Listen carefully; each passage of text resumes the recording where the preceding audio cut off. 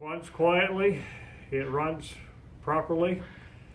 This is geared so that 40 turns gives you 80 yards of yarn.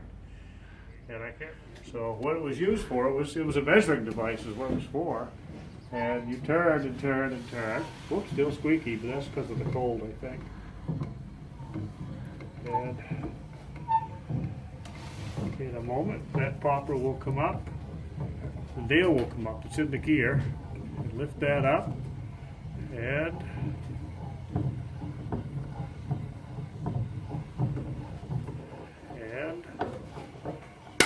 pop goes a weasel. And that's all we did. We did as little as possible, so we did as little damage as possible. Kept it as authentic as possible. So it seems.